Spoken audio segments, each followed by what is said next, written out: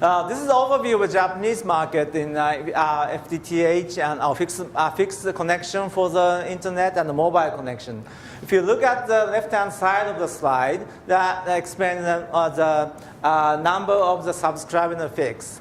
Amazingly, most of the households are now connected to the fiber. 25 million subscribers are connected. So which is actually 60 or 70% of the household are now connected to FTTH. And then most of them utilizing the Wi-Fi connection in the house. So they already know what the Wi-Fi is. And the ADSL subscribers decreasing a lot. And then there are some people who are using CATV, but at the same time they're using Wi-Fi technology in the home. If you look at the mobile connection in your right hand, 3G functions is almost saturated. Then interesting, there are 120 million subscribers. The people, actually more than the number of population of Japan. Then the 4G is coming up, very rapidly taking place, exchanging the 3G function to 4G function. So we recently, 2 or 3 years ago, started the MVNO business. We are MVNO, which means that we do not own any base station for mobile. Well, we actually the virtual network operator. So even for the FTTH, we do not own any fiber to the home. We just borrow fiber, we just borrow base station, and at the same time, we just borrow bandwidth from a Wi-Fi operator. So what we do is to combine those FTTH function, LTE function, and Wi-Fi function from the operator. That's our strategy. That's why we call ourselves a VNO, virtual network operator. So this slide shows that the rapid annual growth and the expansion of the MVNO services like us. And this is a kind of an old slide because it just has a number for December 2003, which is 1 year ago. But recently, especially this year, we had a rapid growth in MVNO. So next year, we're going to have a lot of subscribers from MVNO because government is now forcing the carriers to open up their SIM-locked devices, and then they have to unlock the SIM. So why the people and the subscribers in Japan buying the MVNO SIM card instead of buying it from carrier? Because it's affordable. The lowest plan we are giving to our customers is actually almost $8 per month with 1 gigabyte of traffic. It's amazingly lower priced. Of course, it does not have any option at all. If you want to buy those options, of course. But instead of paying like $30, $40 per month, the price they have to pay for monthly is just $8. It's amazing. That's why we have an increasing number of the subscribers. But looking at our side, MVNO side, there's a secret why we can make that subscribers price cheaper. Because we are buying the bandwidth from the MNO carriers according to the contract, which is actually based on the peak traffic on the bandwidth. So if we can reduce the peak traffic, then we can reduce the cost. Then we can give the good price for our subscribers. So the reason why we can make it cheaper because we are utilizing a lot of Wi-Fi bandwidth. And this is the way we do. We have our proprietary software, application software, which runs on Android, which is called AutoConnect. And that piece of software looking at all the frequency, including LTE, 3G, Wi-Fi, and all the stuff. Then it connects to the best connection available. Then our strategy is to go for Wi-Fi first. So our subscribers, think that they are buying a mobile phone. It looks like a smartphone. It is a smartphone. So they think that they are buying a mobile phone, but actually most of the traffic is fed through Wi-Fi. And also we are taking a strategy of having a multi-carrier Wi-Fi, which means that we have a contract with several Wi-Fi carriers so that we can select the best Wi-Fi connection for you. So this is a slide which gives you a kind of feeling about what we are doing. Because no Wi-Fi carrier is perfect. Some carriers are good at connecting them in say, train station or maybe in airport. But some people are good at cafeteria, like Starbucks, McDonald's, those places. Nobody's perfect. But what we do is to combine all different kind of carriers and aggregate those connections into one service.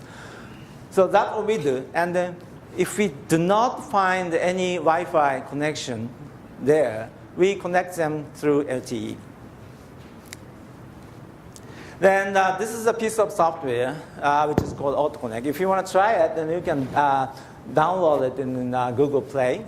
But anyway, the function is to select the available best connection for you. So I have it here right now. So this is running on Android Nexus 7 tablet here, and then I'm connected to Wi-Fi. And if you can see it, it says Wi-Fi. So it's automatic, invisible, transparent to the user. So people actually think that they're using the mobile phone, but actually the traffic is fed by the Wi-Fi connection. It's very intelligent software. And also it has a reporting capability because the limit for the lowest price plan is 1 gigabyte. Of course there are some 2 gigabytes, 3 gigabytes, 7 gigabyte plan but people are kind of afraid of using it up. If they exceed the limit, of course they can buy traffic from us online. But they want to just check out how much traffic they have used. So it's graphically you can see it. And also there is another graph showing that how much traffic went to Wi-Fi and how much went to 3G, 4G. You can see it. So you feel safe. And at the same time, it's giving us an operator traffic information.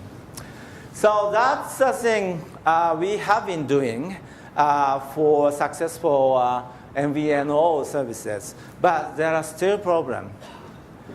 If you think about coming to the United States, San Francisco, or staying in a Palace Hotel, once you have to find the right SSID, there are so many SSIDs showing up here on the smartphone, so you have to select one of them. Then you have to sometimes you have to put a password for that, and sometimes you have to log in to the Palace Hotel, giving the room number and the last name, right? That's a burden. So ordinary people cannot do that. So, but we want to eliminate that difficult procedure. And also for us as MVNO, we need more coverage and then we need to save more cost. So, solution, of course, NGH. People in WBA have done a very good job to come up with the NGH. Passpoint for automatic network selection, that's great. EAP for very quick and secure authentication, that's great.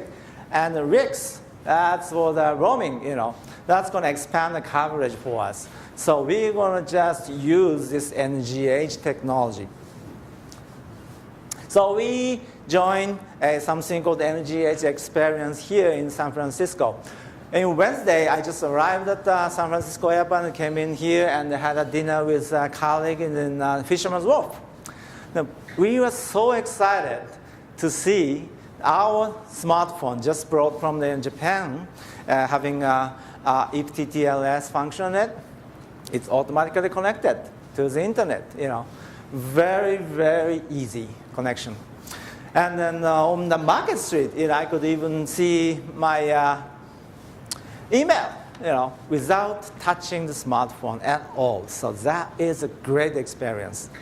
Then in order to achieve that, Of course, eSIM, EPAK, as for MNO, we cannot get any signals from because we are MVNO. So we have implemented our authentication mechanism based on the eTLS. We wanted to make it on the eTLS, but there are some bugs on the devices, so that's going to be the future thing. But successfully, we have implemented our authentication mechanism based on eTLS and with this experience. So we are very much confident about using eTLS in the future. Okay, so what is going to be the next? There is something called ANDSF. And then we need to set up a policy to utilize the ANDSF function. So right now, like I told you, we have some application software called AutoConnect, which is a connection manager. Then that piece of software is actually collecting the data from the actual usage. Of course, there's no privacy data. We are not collecting any personal data, but we are looking at it also by macroscopic data. So let me show you, and then let me share what kind of information we are getting. It's kind of interesting. It's real data. And this is the effect of a Wi-Fi offload. Believe it or not, more than 70% of data traffic is going into coming in through the Wi-Fi connection. And on weekday, it's like a 70%. The yellow one is the Wi-Fi, and the green one is the 4G. Then even on weekend, we have more than 80% of traffic coming in through Wi-Fi already. Then I'm sure that if we utilize the MGH function, I think that this number is going to be more than 90%. So it's going to be like a, mostly Wi-Fi based connection, I believe. This is the traffic. Interesting, in weekdays, this is kind of a Tokyo area. So in weekdays, people commute from the residence to the office. Then they're on the train, the packed train, it's very like oil sardine. But they want to play games. They want to look at the newspapers. They want to check the email, and then they want to talk with the social network services. So there's kind of a little peak in the morning, and the lunchtime is hectic because people just having a lunch and checking email. A lot of things they are doing. So peak time is the lunchtime, but weekend we don't see any peak at all. So that's interesting. So we can come up with kind of policy to to normalize this traffic. Okay, this is another snapshot from the point of view, geographical point of view. This is a traffic Wi-Fi, Wi-Fi AP. This is showing that the active, Wi-Fi access point. And if you look at the map on the weekdays, you can see that so many active, so many congested access points in the central Tokyo, because people move from the residential area to central Tokyo to work. But if you look at the map on the weekend, there are less people, less active access point in the central downtown Tokyo. But you see so many active access point in the residential area. Maybe I think they are spending a lot of time in the shopping center and McDonald's, maybe those places. So that's very interesting. And also, talking about the customer satisfaction, we have looked at the churn rate for the users. The red one shows that the churn rate for the users who are actually utilizing the Wi-Fi connection. They are satisfied with it, so they stay with us. The people do not use Wi-Fi. People apparently they have a Wi-Fi switch off. They have a slightly more churn rate. So customer satisfaction is there, so we are happy about it. So customers are happy, we are happy. So let me conclude. Let me summarize what I talked about today. We are definitely utilizing the Wi-Fi, and it's beneficial for us MVNO. That's proven. So next step, we're going to utilize NGH function. Then I'm sure we're going to make a big announcement talking about utilizing the NGH function very soon in Japan, and we're going to start the service based